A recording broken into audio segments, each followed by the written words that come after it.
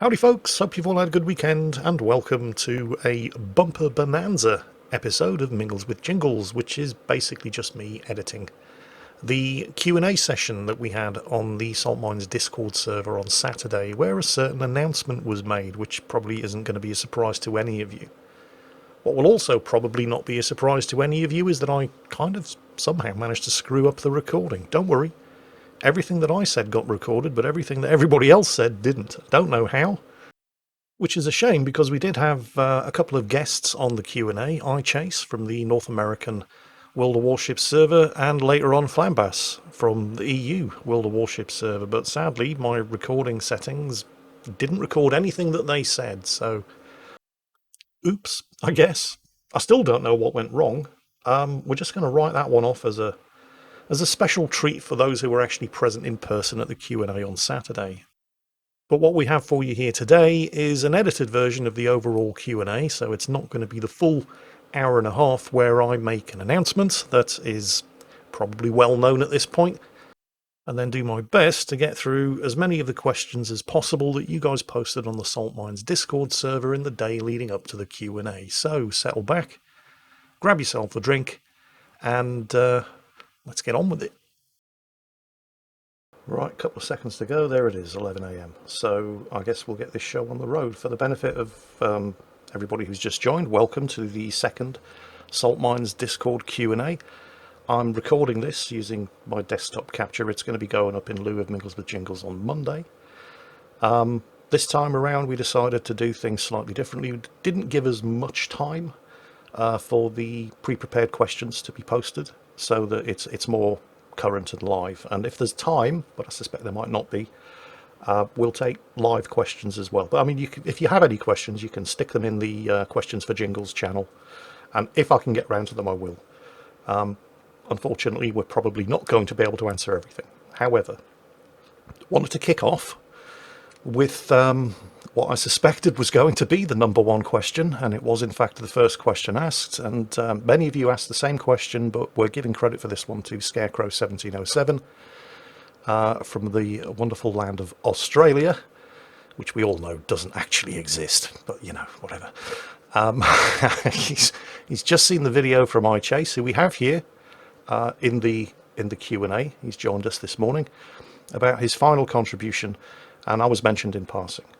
Scarecrow was wondering if I could comment on the recent attitude of Wargaming, or will I do a dedicated video about it? Well, I intend to address that here. What he's talking about, of course, is the beginnings of a mass exodus from the World of Warships Community Contributor Program. It started with Little White Mouse. Little White Mouse was backed up by iChase and other community contributors, and I'm not entirely sure happy is the right word, or proud, but you're hearing it here, direct from the horse's mouth. At the end of this session, I will be going into the World of Warships Community Contributor Discord and tendering my resignation as well, because I am done with this shit. It's a toxic relationship, and I want out. And I suppose I should probably go into the details as to why. And of course, you've already heard from iChase if you watched his video, but it's basically more of the same. The thing about the World of Warships Community Contributor Program, and don't forget, I was in the World of Tanks Community Contributor Program for a while, and quit that under, well, fairly, what's the right word? I mean, the whole Sir Fosh incident over there, where they tried to DMCA his channel for saying things they didn't like, was the straw that broke the camel's back for me over there. And then World of Warships invited me into their new community contributor program. And I mean, I love World of Warships. I still do. I still think it's a great game. I think the problems with World of Warships aren't really anything to do with the game itself. Although, you know, there are things that I'm not 100% on board with there. I still think that the carrier rework was an utter disaster. But overall, I love the game. And I think most community contributors would say the same thing. They love the game. They don't have a problem with the game. The problem is with the company that publishes it, and the way they've changed over the nearly 6 years now since the game came out. See, when they asked me to join their community contributor program way back in, I don't know, whenever it was, 2015, 2016, it was a great place to be. I felt like I was valued. I felt like the contribution that I brought to the partnership was worthwhile. How can I put this? I probably shouldn't be surprised, because what we've seen happen in the course of the 5, possibly 6 years since the whole thing started is fairly natural and really shouldn't have come as a surprise to anybody. You see, when a game starts off, Wargaming aren't alone in these community contributor programs. They were probably the ones who pioneered it, or certainly made it the most successful in the early days. But other companies do it as well. Frontier Developments have a similar thing going, which is now just as dead as I suspect the Wargaming World of Warships community contributor program is going to be before too long. But in the beginning, they need you. They need you because of the ability that you have to help them build their player base when they need it the most.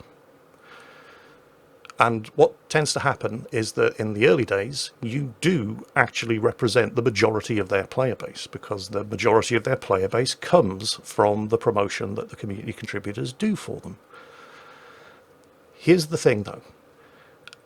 In that, what I call the honeymoon period, where there's a frank and free exchange of information and views and opinions going from us to the developers and from the developers back to us, where the developers share a lot of stuff with you and you get to talk about it, and information goes backwards and forwards between you and the developers, and you feel as if your opinion is valued. Well, it is valued, but only as long as the honeymoon period lasts.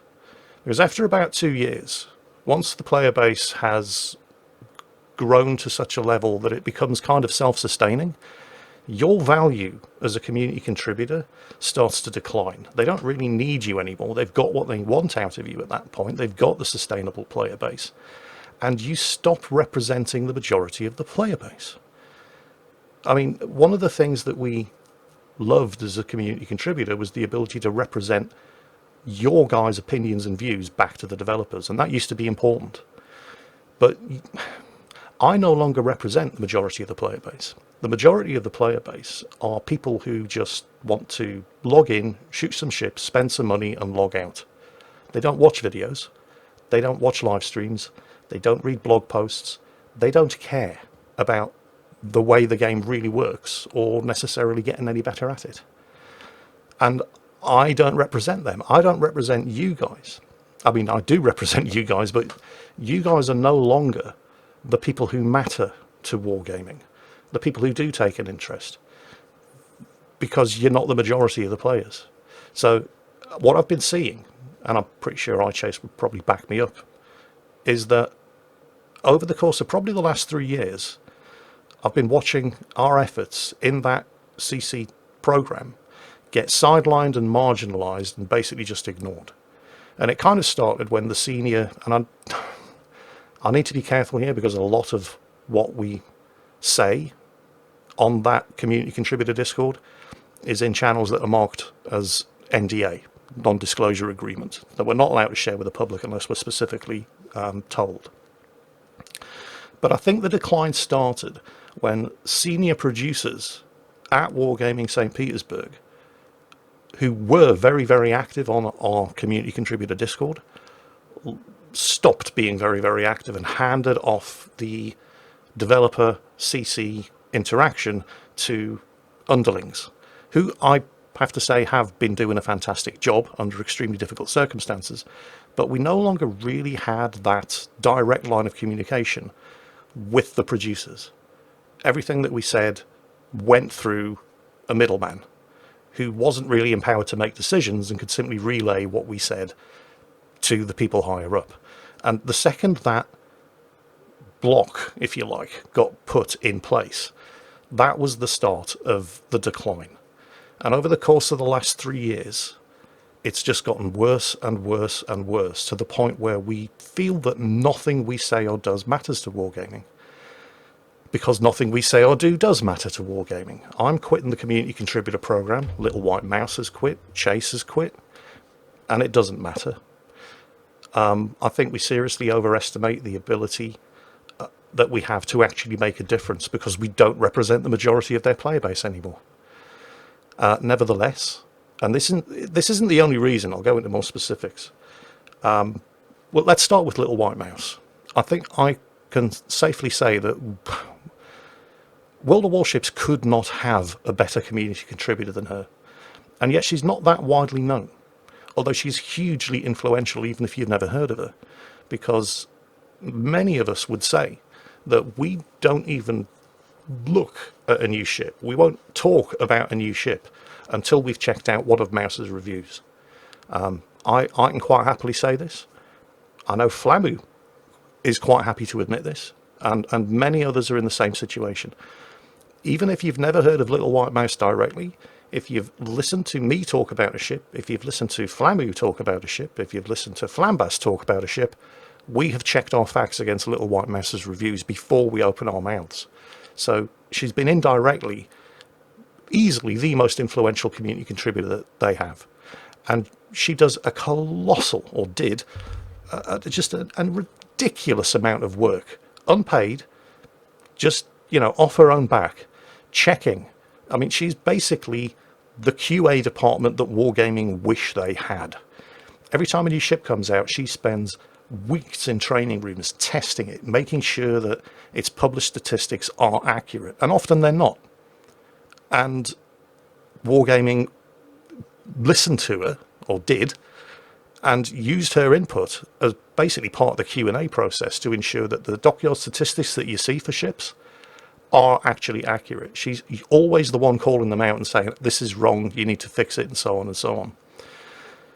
So this brings us on to the Yukon incident, which I'm sure most of you are probably aware of, where basically her and Shibitsu were asked to help design a Canadian ship, and spent the best part of 16 to 18 months doing it.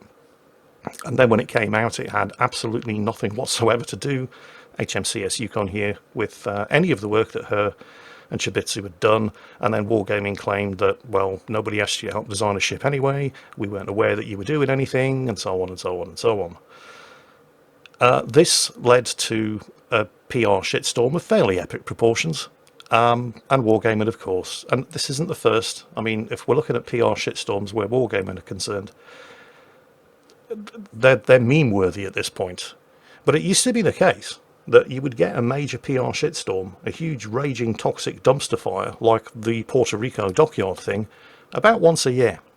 But they've started coming more and more frequently, until in this year it's like we're getting one once a month.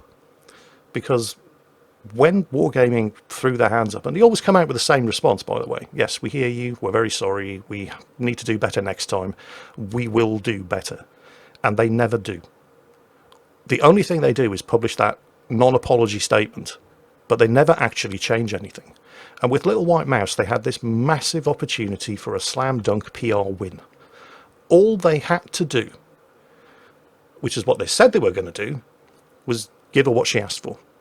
Put the Sackville camo on the Yukon, the thing that Shibitsu had actually done for them. They didn't even have to do any work. It had been done for them.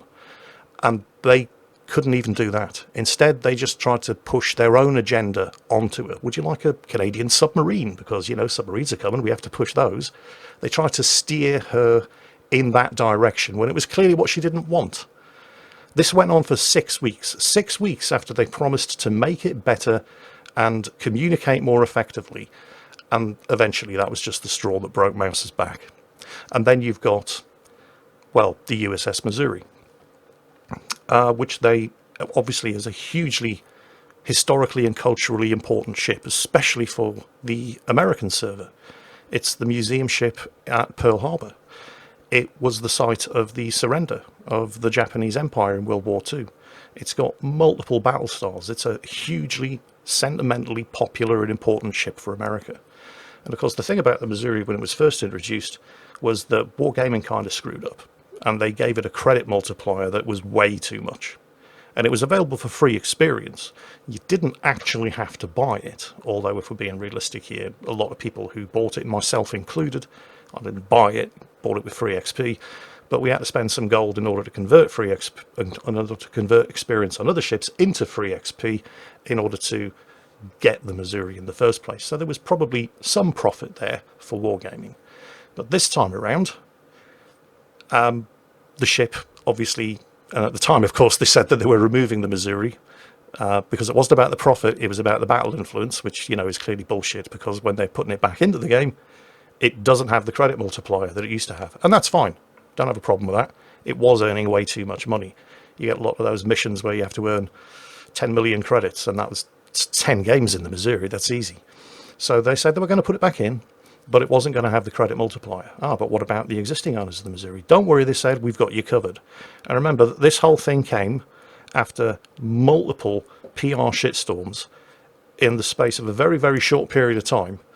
And they said, we've got you covered. You will have a special permanent mission. If you already have the Missouri, that will give you the same, at least the same credit earnings as you were enjoying previously. And then, of course, people started testing it, and they were specifically asked, by the way, will this stack with signal flags, camos, other things that boost credit earnings? This question was specifically put to them, and they specifically said, yes, that has been taken into account. And then, of course, people started testing it when it became available, and actually, no. Now, I don't think they did anything malicious here. They just screwed up. And I'm sure that they will adjust it. But it's just another thing. And not even the most important thing. And this, for me, is probably the most important thing. And the reason why, above any other, that I am handing in my CC card, because when they announced they were putting the Missouri out and it would be available for purchase, they didn't say that you would only be able to get it through loot boxes, gambling boxes. Now, they've put other ships on sale in the premium shop in the past for ridiculous amounts of money. And, you know, we're talking $100 for a ship. The price of 2 AAA PC games titles for one ship in a free-to-play game. You know, they're a company, they're a business. They're not a charity, they're not our friends. They're in the business of making money. That's fine. And even though they ask ridiculous amounts of money for one of these ships, at least you know what you're getting and how much it's going to cost you. The thing about loot boxes, however, is an insanely profitable revenue stream. They know, which is why they do it, that if you put something up for sale for a certain price, you can expect X amount of sales, and you know how much money you're going to make. But you will always make more money if you put it up for sale through loot boxes, with like a 1 in 72 chance, because the house is always going to win. The odds are always stacked in their favour. And there are people who will just keep buying loot boxes and loot boxes and loot boxes until they've spent $200 on them before they get the ship. Somebody might get lucky and get it on their first, second, third, fourth loot box. But the odds of that happening are so low that they know they will make more money if they go with a gambling mechanic. And here's the thing. Have you looked at the age rating of World of Warships? Because it's PEGI 7 here in the EU. Children as young as the age of 7 can play this game. They are peddling gambling to children. And they're not going to stop. It doesn't matter what any of us say, doesn't matter what any of us do, they will not stop because it's not illegal. Yet. In most countries. So, expecting a publisher of a free-to-play game to give up their most lucrative income stream, sale of items through loot boxes, is never going to happen. We are deluding ourselves if we think that anything we say or do will make that stop. But I can't be a part of that anymore. It's morally bankrupt. And then, of course, you've got the fact that the company is being investigated for money laundering, which hasn't been that widely publicised, but is definitely a thing. Basically, the company that they use, I think it's based in the Ukraine, for processing a lot of their financial transactions. So when you actually go to the premium shop and you buy some gold or a ship or whatever, the transactions are taken care of by this money laundering company in the Ukraine. So a lot of Wargaming's financial activities actually take place through a company that's been investigated for money laundering by numerous international law enforcement agencies. So, you know, there's that as well. And it's just not a good look. There are all kinds of other reasons as well, but these are the big ones. And the loot box thing, I mean, because it used to happen like maybe once a year at Christmas, but lately it's like everything is being put behind this gambling wall, and I'm just not comfortable with that. So the time has come for me and the World of Warships Community Contributor Program to part ways. It's basically been a toxic relationship for probably starting about 3 years ago, but it has not been getting better. It's been getting worse and worse and worse. And the thing about toxic relationships is at some point you need to wake up, smell the coffee, realize that you're in a toxic relationship and just get out. And so that's what I'm doing. This doesn't mean I'm not going to be doing World of Warships videos, because I love the game. I recognize that it does have problems. I mean, aircraft carriers, the commander skill rework, that we told them was shit, but they didn't listen. They did the usual, just condescend and talk down to us and tell us that we don't know what we're talking about. And then, of course, they had to do a rework of the commander skill rework, and then a rework of the commander skill rework, and I'm pretty sure that there's a further rework coming. They're thrusting submarines down our throats, whether we like them or not. Although I have to admit, they did at least...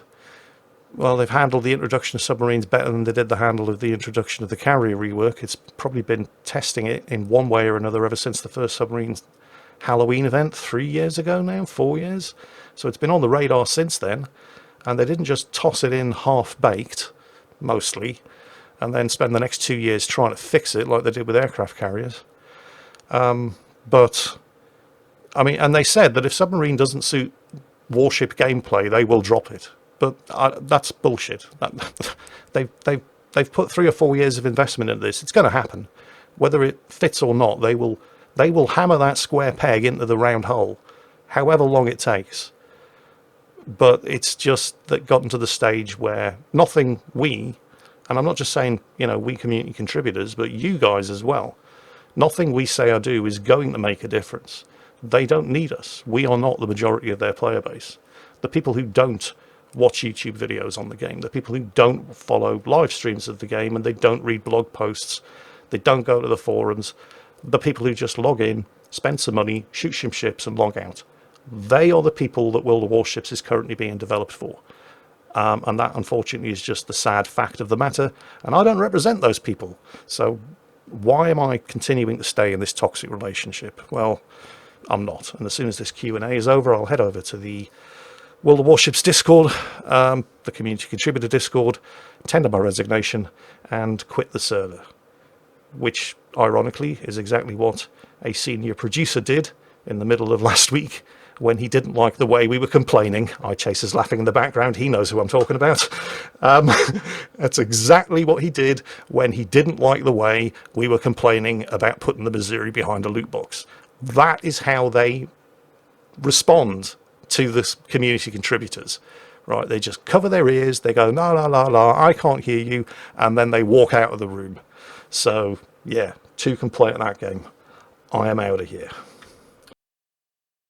Unfortunately, this is one of the points where somebody else spoke up, and, well, unfortunately, my recording software didn't capture it. But while I'd popped away to make myself a cup of coffee, iChase was talking about the shoddy treatment that all of the community contributors in general, and lately Little White Mouse in particular, had been experiencing on the community contributor Discord, and it's at that point that I came back with my coffee.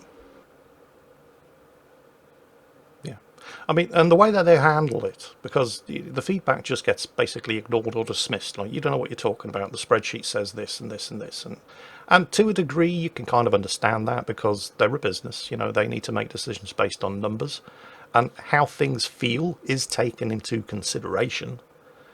But it's not the determining factor, and for us, most of what we would say back to them was based on how we felt about things, and that's very easy to dismiss because there are no numbers to back it up, unless you're Little White Mouse, who does have the numbers to back up the things that she's saying, and they just ignore her as well. So what you're going to do.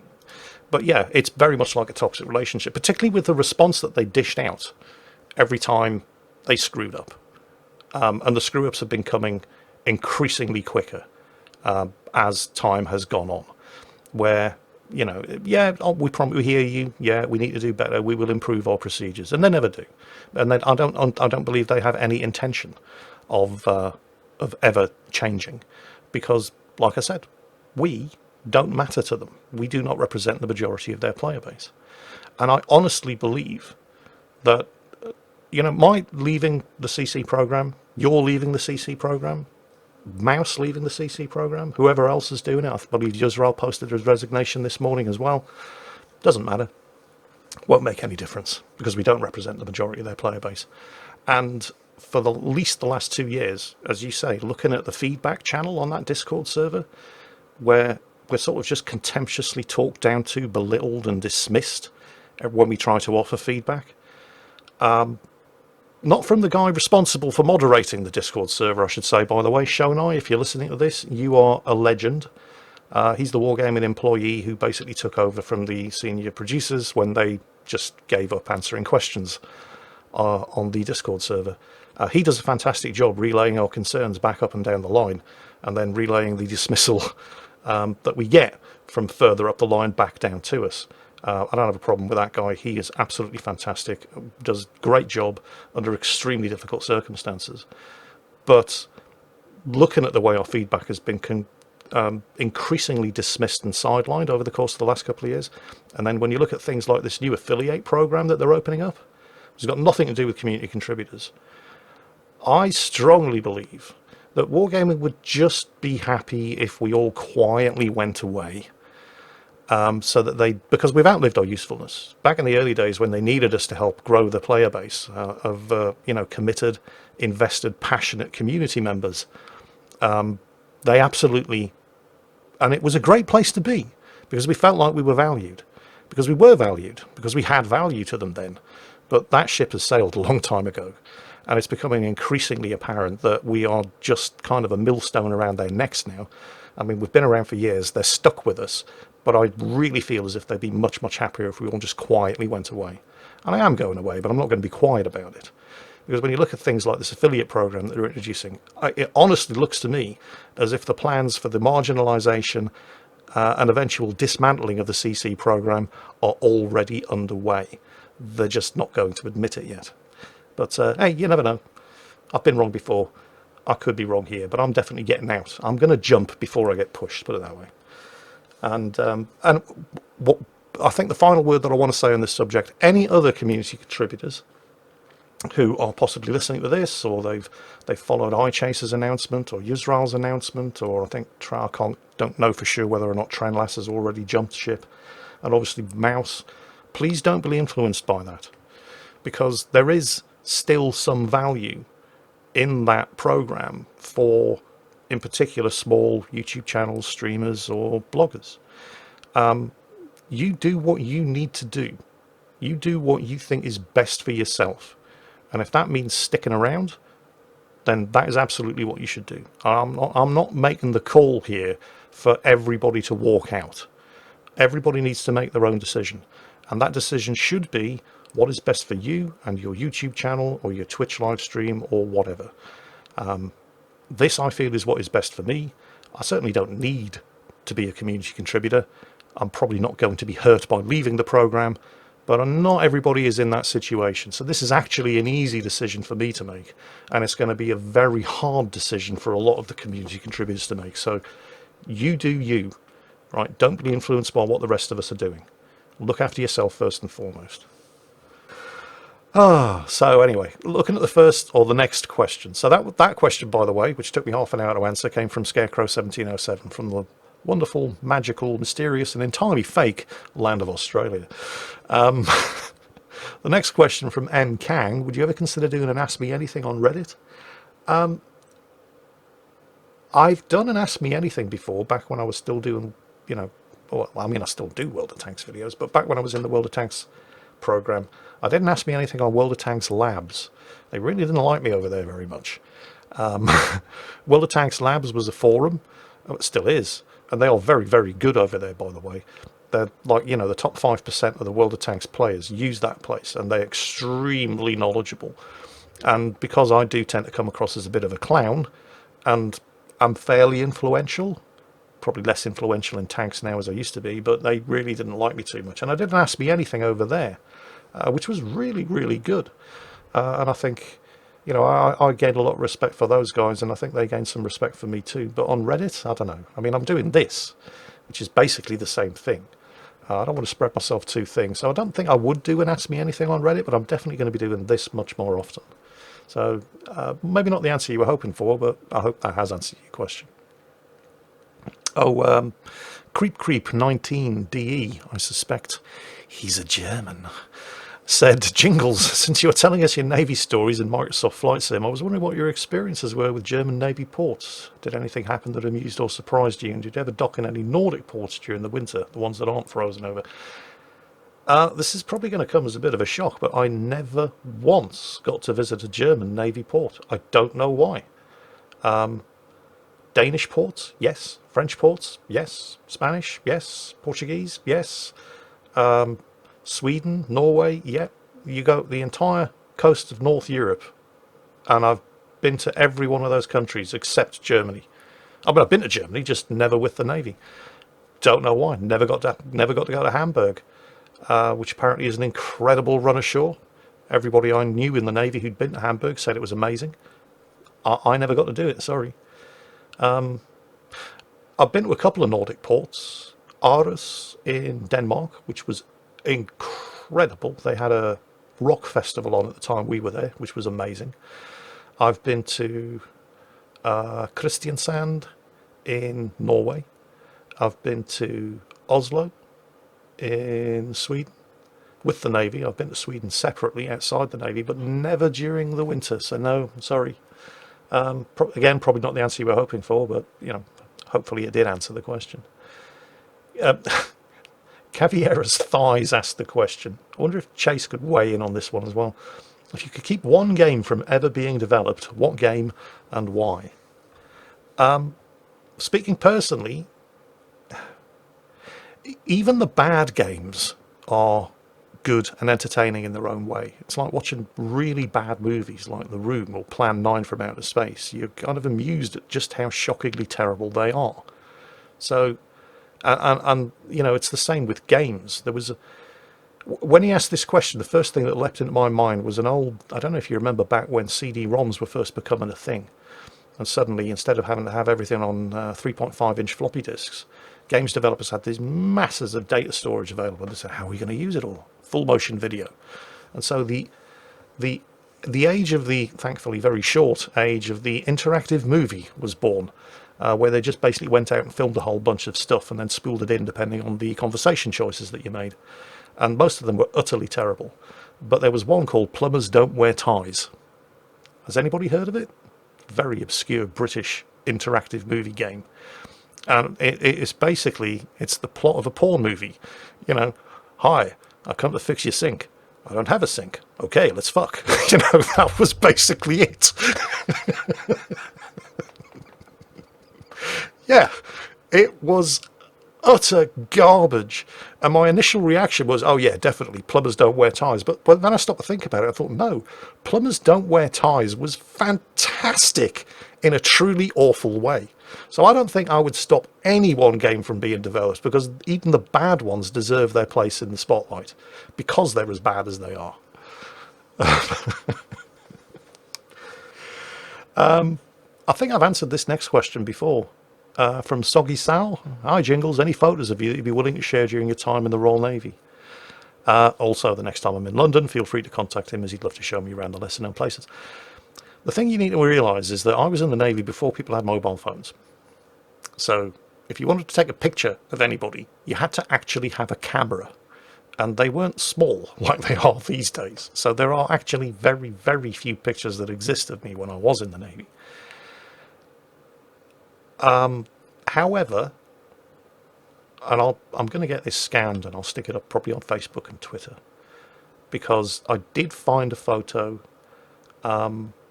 of me underwater, about 20 feet underwater, in Puerto Rico, scuba diving with a former US Navy SEAL. And that is the only photograph I have been able to find that I still own. I'm sure there might be some that I can dig out around Facebook, and if I do a deep dive on the internet, I might be able to find any others. But that is literally it. So I will. I promise. Hopefully, I'll remember to do it. Get that picture scanned in and put up. In fact, I might stick it in a Gnome Abroad video. I'll do a fly round of Puerto Rico, go around Randy Roads and the US Coast Guard base there, and then of course the big American PX store there, because Puerto Rico was another fantastic run ashore. Do you know they have like 60 different varieties of Bacardi? It's absolutely ridiculous, and it is so cheap over there as well. So yeah, I'll make sure that photo goes up at some point, but that's basically it. There really aren't any others. Mozza said, would you ever consider playing a game such as U-Boat for videos? I had a go at U-Boat when it was in early access, and because it was in early access, it was very difficult to get to grips with. But it's been out for quite a while now, and it should have an effective tutorial and various different guides up. It's one of those games that has always been kind of on my radar, but I had a not great experience of it in early access, so yeah, I've kind of stepped back from it. I might certainly, because I'm looking for other things to play, and U-Boat might be one of those. You never know. Shadow88, when you're recording the voiceover, how much do you try and get done in one go? Or do you just ramble on for as long as you can until you trip over your tongue and then just re-record from the start of the sentence you mucked up? Yeah. I try to get it all done in one go, but that never happens. Generally, no, never happens. And that's the benefit of doing YouTube as opposed to, live streaming. Because you do make mistakes, and you do get the opportunity to go back and fix them, and yet some mistakes still end up getting missed, as I'm sure everybody will attest to. Jingles, that's not a T-34. Oh, yeah, I know.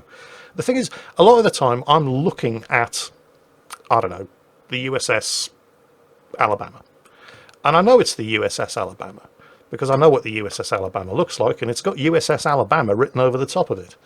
But somehow that gets messed up between my eyes, my brain, and my mouth, and what comes out is the USS Massachusetts.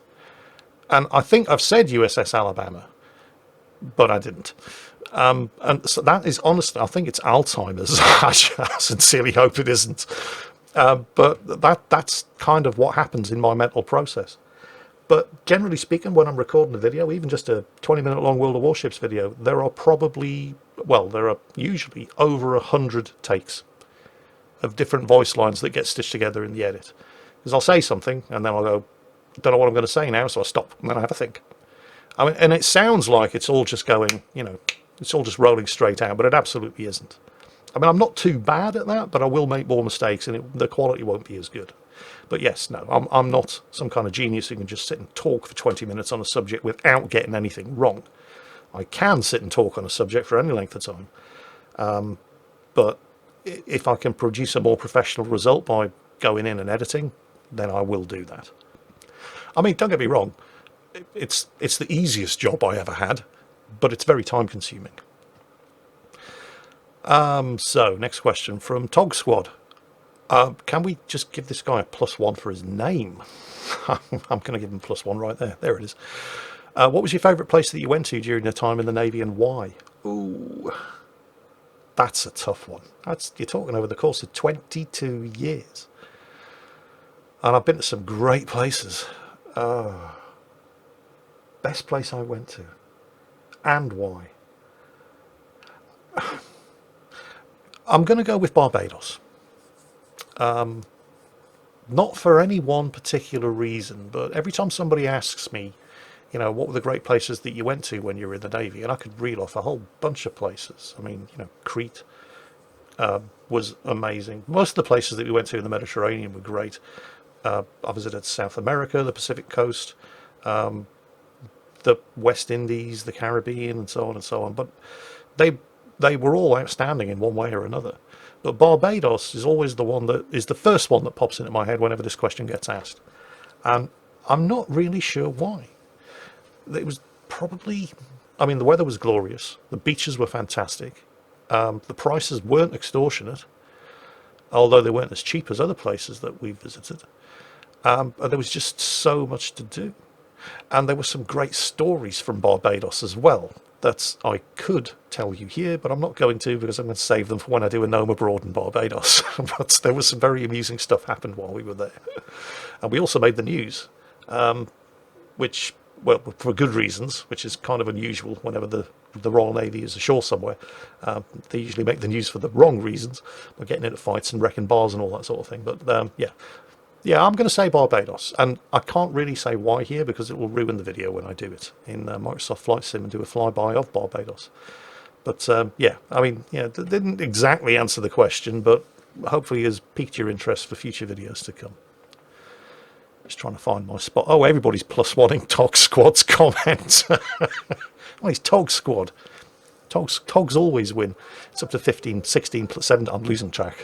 Lots of +1s. Oh, good question here from Rabbit94. Since you have been around the world while in the Navy, where haven't you been so far but would like to visit? Good question. I can't remember which ship it was. But I have a notorious habit of joining ships right after they've come back from somewhere amazing and leaving ships right before they are due to go and visit somewhere amazing. And I think it was the second time I was on board HMS Newcastle, because HMS Newcastle Type 42 destroyer is easily the best ship I ever served on. And it wasn't because the ship itself was anything special. It's a Type 42 destroyer. They were built in the 60s. They're horrible and old and dirty, and they keep breaking down. But they're great ships to serve on because they have character. Or they were. We've gotten rid of them all now. And the ship's company on board the Newcastle was amazing. So typically my sea draft as a writer would last 18 months. But I volunteered to extend by 6 months on HMS Newcastle because I didn't want to leave it. So I spent 2 years on there, and then I got sent ashore to work at the unit personnel office at HMS Nelson, the shore base in Portsmouth, which is just a terrible place to work.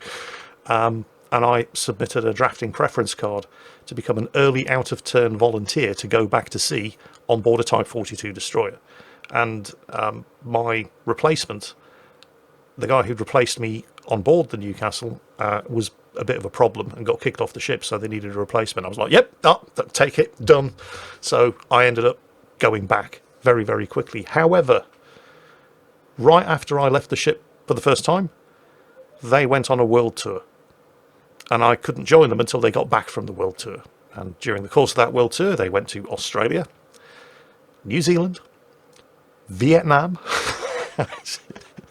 San Diego, various different Pacific. I think they did San Francisco as well as San Diego and possibly Los Angeles. You know, they just had the time of their lives.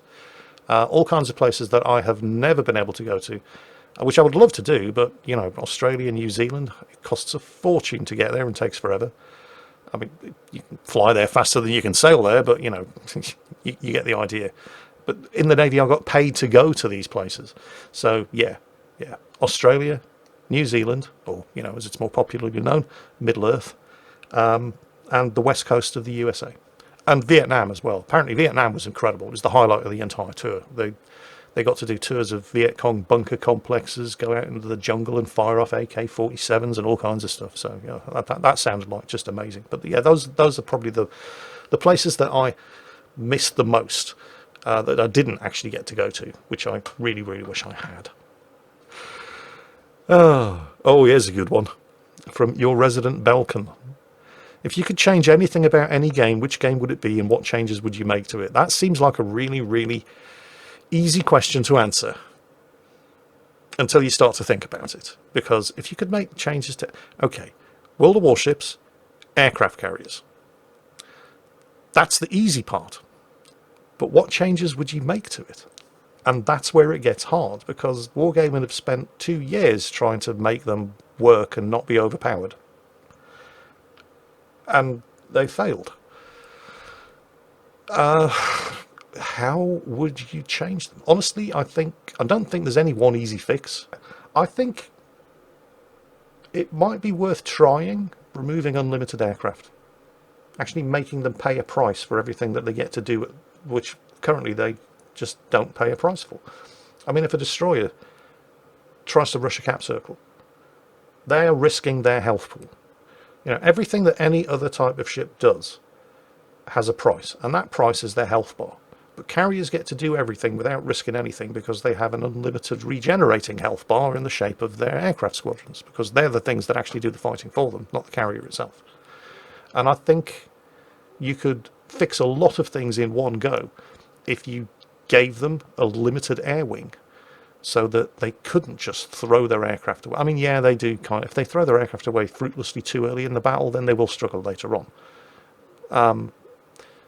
But I think that things like AA cruisers would suddenly start becoming a lot more important, and maybe actually worthwhile investing AA points in if the carrier had to think about who he was attacking, and weighing up the risk and the cost benefit ratio, instead of just going, so it's a Des Moines, I don't care, and throw an aircraft at it, because the Des Moines used to be a terrifying target for an aircraft carrier. Same with the Atlanta, and now why not? It's just a question of how many aircraft you're prepared to throw away. And I think making them actually have a cost for their attacks would go a long way towards restoring some semblance of balance where carriers are concerned. I don't think you need to nerf the aircraft. I think they're actually probably in a reasonably good space right now, with a few notable exceptions. FDR. But apart from that, yeah, just don't give them unlimited aircraft anymore. Make them actually pay a price for what they do, because why shouldn't they? Everybody else has to. Anyway, next question from Tiger Shark 232. What do you think about... No, that that is the next question. What do you think about Little White Mouse leaving the CC program? But I believe we've already answered that one. Actually, the next question was from Ricky Kitsuni. Are you excited for Girls and Panzer Das Finale 3 coming soon? I didn't know it was coming. Thank you for letting me know. I am now getting very excited, because I love Girls and Panzer. I am a bit of a closet weeb, although I have very select tastes. I don't enjoy the majority of anime, but yeah, Girls and Panzer is just amazing. I loved the movies. I loved the TV show, OVA, original video animation, I think they call it, whatever. Yeah, I loved it. And I'm now getting very excited at the news that there's another movie coming out. So yeah, thank you, Ricky. I'm looking forward to that. Meanwhile, Daddy in the East had a question, and I like this question. If you were asked to design a main battle tank that the UK Armed Forces will be using in the future, what features would it have and why? You can be as detailed as you want. Well, I don't want to go into huge amounts of detail, but because they're in the process of redeveloping the Challenger 2 and turning it into the Challenger 3. It's got a German gun.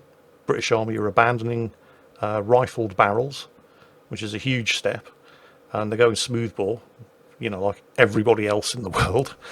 I would make sure that it had a commander's thermal optic sight. Is probably it used to be the case that when you were designing a tank, you had to balance the Holy Trinity: firepower, armor, mobility. Armor has been replaced with protection, because it's not all about stopping a shot from getting through. There are things that you can do to limit the amount of damage that a shot does when it gets through, like having wet ammunition stowages so that there's no catastrophic ammunition explosions, and giving the crew a chance to actually get out. Things like having, like the M1 Abrams, for example, has a blast door at the bustle at the back of the turret where all the ammunition is stored. So if there is a catastrophic ammunition explosion, it doesn't vent into the fighting compartment, and instead just blows out the back of the ammo storage. So you can get hit, get penetrated, and not lose the tank. That sort of thing.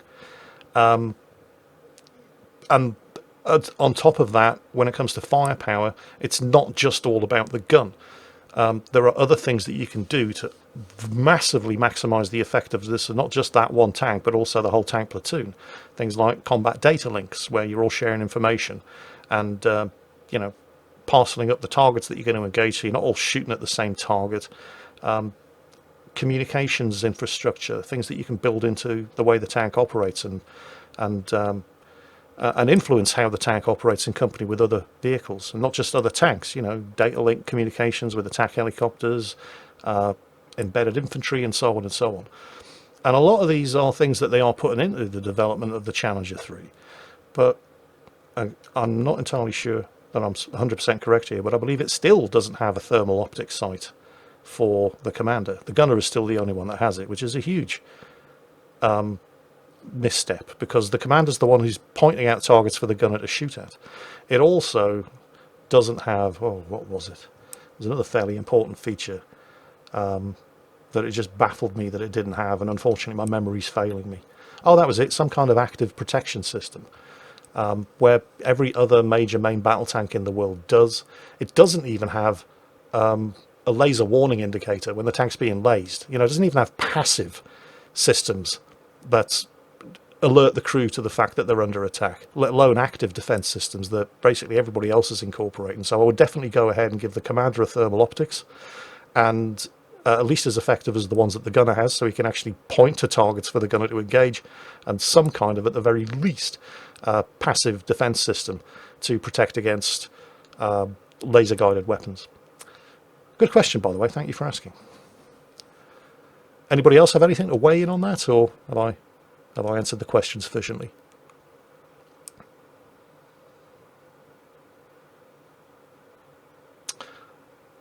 Yeah, which is a bolt-on package. I'd be surprised. I'd be surprised if they're going to include reactive armor, because they're redesigning the armor as well. I know that, because we went from the Chobham armor on the Chieftain to the Dorchester armor on the Challenger, and they're improving it even further, which may include some kind of reactive armor element. But the thing is, the Challenger is already the heaviest main battle tank in the world, and it doesn't have the most powerful engine. And they're not really upgrading the engine either. It's still going to use the same engine pack, and it's getting even heavier. So adding reactive armor on top of all of that is not going to do anything to help the mobility. I think going for, upgrade the engine, and if you must use reactive armor packs, do it the same way that you did on the Challenger 2, and only add it when the mission actually calls for it. Because otherwise you're suffering heavily where your mobility is concerned.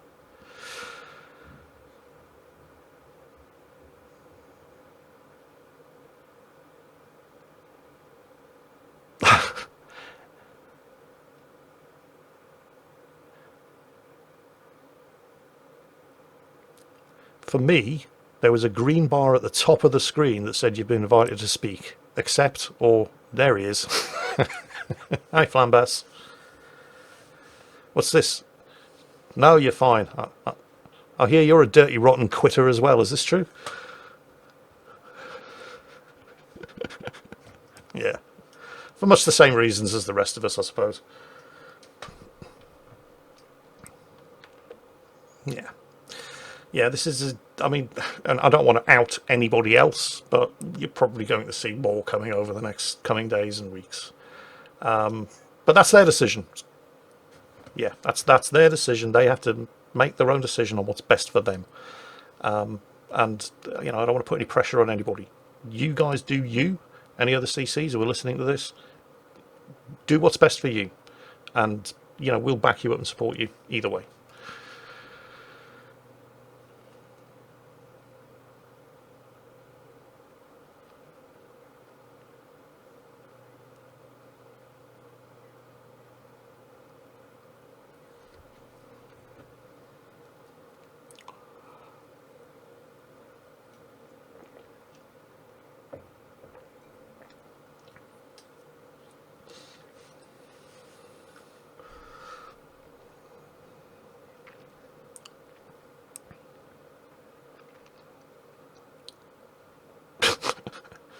Yeah. It was at this point where, once again, the topic of conversation got around to the subject of my and many others quitting the World of Warships Community Contributor Program, only this time people wanted to know what I expected would happen as a result of everything occurring. And I had this to say on the subject. And again, I need to stress here, I don't actually have that much ill will towards Wargaming or World of Warships developers, because, if you pick up a scorpion and it stings you, well, what do you expect? It's a scorpion, you idiot. That's what it's going to do. And they're a business. They're not a charity. They're not our friends. They have a vested interest in appearing to be our friends, but they're not. They're going to do what's best for them. And ignoring us doesn't appear to have been doing bad things for them, has it? They've got more players than ever. They're making more money than ever. And by just mouthing these empty platitudes and saying, yeah, we're going to do better, without actually doing better, it's been working well enough for them so far. So they have no incentive to actually, put their money where their mouth is and do the things that they say they're going to do. Because just, repeating these platitudes ad nauseum every single time they get called out has been working out really well for them. Yeah, sure, we've all had enough and we're quitting, but I think we're deluding ourselves if we think that this is going to do anything other than provide a couple of bad news cycles, because they're not going to change. And again, I need to reiterate this. If you are a smaller community contributor and you're thinking about your future, you do whatever's best for you, right? If sticking around is going to work for you, you stick around. If quitting is going to work for you, then quit. But don't allow yourself to be influenced by anything that I say, that anything Flambass says, that anything that Chase says, because our situations are all unique, and so is yours. So you do you. And, we'll do our best to encourage and support you, whatever decision you make.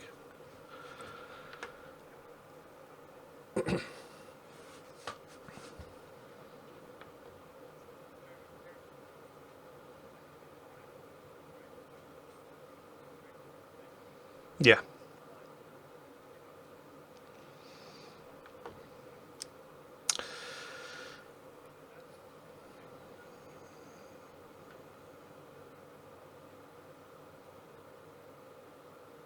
Yeah. Well, I'm going to have to start knocking this on the head soon, because I've got a grocery delivery arriving in possibly as soon as 15 minutes. But there is one other question at least that I wanted to get through, and I realise I probably haven't gotten through even a third of the questions that were asked. But don't worry, we're going to do this again at some point in the future. Hopefully not too soon, at least once a month. Yamatog2, and I'm giving him, in fact, he's already had so many upvotes on his question. Jingles, back in the days of Why You Have to Be Mad, you often used the Space Battleship Yamato 2199 theme song whenever the IJN Yamato appeared. Yes, I did. And I can't anymore because the company who wrote it keep claiming the videos. So, that's just the way things are. First, thank you, because your use of the song is what introduced me to Space Battleship Yamato, and it's now my favourite anime.